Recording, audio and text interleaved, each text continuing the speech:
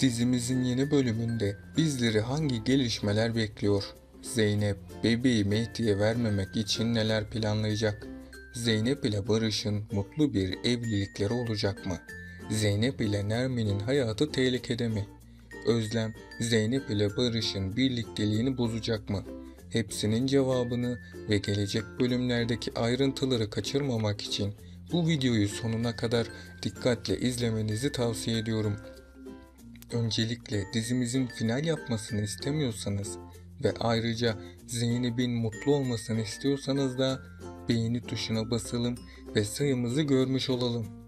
Evet, önceki videolarımda Mehdi'nin baba dediği Cengiz'e güvenerek hata yaptığından ve Cengiz'in asıl amacının ne olduğundan bahsetmiştim. Son bölümde Barış'ın evlerine düzenlenen silahlı saldırı henüz bir başlangıçtı. Mehdi ne tür bir belaya girdiğini anlamaya çalışırken atmış olduğu her adım onu ve sevdiklerini tehlikeye doğru sürükleyecektir. Nuh'un söyledikleri tek tek doğru olacak. Çünkü Mehdi'nin gösterişli zengin hayatı sona erecek ve karanlığa doğru sürüklenmeye devam edecek. Henüz değil ama Özlem'in sözlerini hatırlayan Barış'ın kafası karışmaya başlayacak. Çünkü Zeynep'in şefkat duygusu hakim olacak ve Zeynep Mehdi'yi içinde bulunduğu karanlıktan çıkarmak isteyecektir. Zeynep'i büyük bir tehlike bekliyor olacak. Çünkü Cengiz Zeynep'i hedef alacak. Mehdi ise asla Zeynep'in peşini bırakmayacak ve Zeynep'i korumaya çalışacak. Mehdi'nin düşmanları ise günden güne artacak. Cengiz Mehdi'nin sevdiklerini yok etmek isteyecek. Yani Cengiz'in tüm düşmanları Mehdi'nin de düşmanı olacak. Eğer Zeynep de Mehdi'den uzaklaşamazsa o da hayatını kaybedecek. Cengiz hem Mehdi'yi hem de Zeynep'i öldürecek. Barış ise Zeynep'in tavırlarından dolayı çok öfkelenecek. Barış da Zeynep'i çok sevdiği için bu olanlara itiraz etmeyecek. Ama Barış'ın da sabrı taştığı için Barış da sonunda kendisine engel olamayacak. Zeynep de kendisini büyük bir kararsızlık içerisinde bulacak. Zeynep'in özgüveni artık yükselmiş durumda ve kararlarını verirken yaptıklarına kimsenin karışmasını istemiyor. Mehdi ise Cengiz'in tehlikeli işlerinin içine girdikçe olayların çok farklı bir şekilde olduğunu anladı. Ama biraz geç kaldı. Geri dönüşü olmayan bir yola girdi. Gün geçtikçe Mehdi'nin işleri karmakarışık bir hal alacak. Mehdi bebeğinin annesinin Zeynep olmasını isteyecek. Zeynep ise kötü bir çocukluk yaşadığı için vicdanının sesini dinleyecek ve Mehdi'nin bu teklifini kabul edecek. Zeynep bu suçluluk duygusundan kurtulmazsa bu onun sonu olacak. Barış ise Mehdi'den kurtulmak için onu hapse attırmaya çalışacak. Zeynep ise aklındaki sorularla kendisini büyük bir belirsizliğin içerisinde bulacak. Barış'ın gerçekten değişip değişmediğini anlamaya çalışacak. Barış'ın farklı bir karakterinin daha olduğunun ilk defa farkına varacak.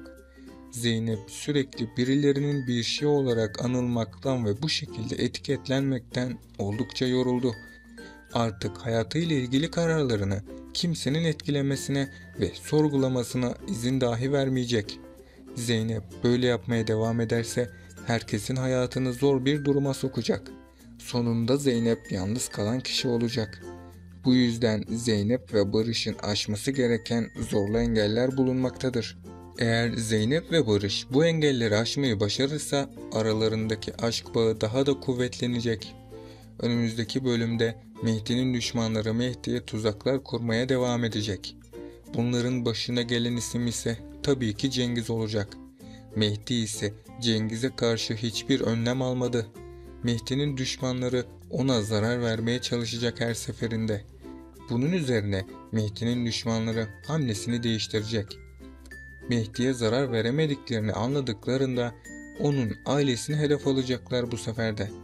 En büyük tehlikede olan kişiler küçük kız Müjgan ve Zeynep'tir.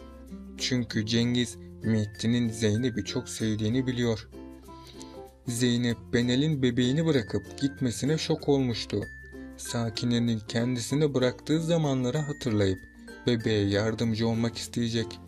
Bu yüzden bebeği Mehdi'den almak için çok uğraşacak. Fakat Zeynep'in bütün çabaları sonuçsuz kalacak gibi gözüküyor. Çünkü Mehdi sonunda ölüm de olsa kızımı vermem diye söylemişti.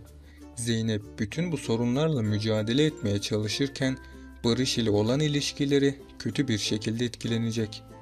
Barış ablasına karşı Zeynep'i korumaya çalışsa da Zeynep'in halen Mehdi'nin bebeğine gösterdiği ilgiden rahatsız olacak.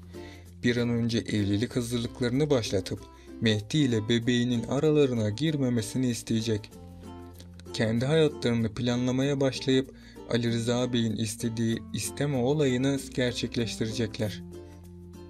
Evdekiler Özlem'in suçlamalarına karşı çıksalar da Özlem aslında haklı olarak Zeynep'in tehlikeli hayatından kardeşini korumak istiyor.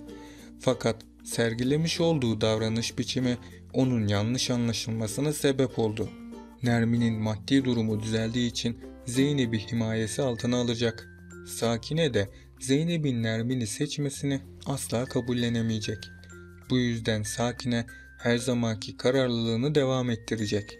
Sakine bu yolda Nermin Hanım'a çok büyük bir savaş açacaktır.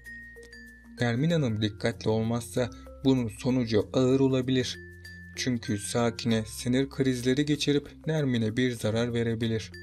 Bu nedenle de Nermin Hanım hayatını kaybedebilir. Sakine Nermin'e zarar veremediği için yine duygu sömürüsü yapmaya devam edecek. Yani Sakine Zeynep'i bir seçim yapmaya zorlayacak. Zeynep suçluluk duygusundan dolayı iki annesini de seçmek isteyecek. Nermin de artık Zeynep'in bu tavırlarına dayanamaz hale gelecek. Bunun sonucunda Nermin Zeynep'i terk edecek. Zeynep de çok pişman olacak. Peki sizce Zeynep bebeği almayı başarabilecek mi? Aşağıda yorumlarınızı bekliyorum. Mehdi Barış'a karşı büyük bir yarış içerisinde olacak. Çünkü Mehdi Barış'ın Zeynep'i kendisinden aldığını düşünmekte. Hatta Barış yüzünden Zeynep'i kaybettiğini sanıyor. Halbuki Mehdi Zeynep'e kaba davrandığı için onu kaybetti ve Zeynep'i kendi elleriyle Barış'a teslim etmiş oldu. Bu yüzden Mehdi hem kendisinin hem de Zeynep'in geleceğini mahvetti. Barış'ın ablası Özlem bu evliliği onaylamadığı için evden ayrıldı ve çocuklarının yanına gitti. Özlem'in tekrar döneceği düşünülse de bir daha geri dönmeyecek. Çünkü Özlem diziden senaryo yüzünden ayrıldı. Öte yandan Zeynep'in hayatı zorluklarla sınanmaya devam ederken Mehdi ile Barış arasındaki büyük gerilimi seyredeceğiz. Bu bölümün de sonuna geldik arkadaşlar. Bunun gibi videoların devam etmesini istiyorsanız kanalıma abone olup bu videoyu beğenerek dizimize destek olabilirsiniz. Sonraki videolarda görüşmek üzere, hoşça kalın.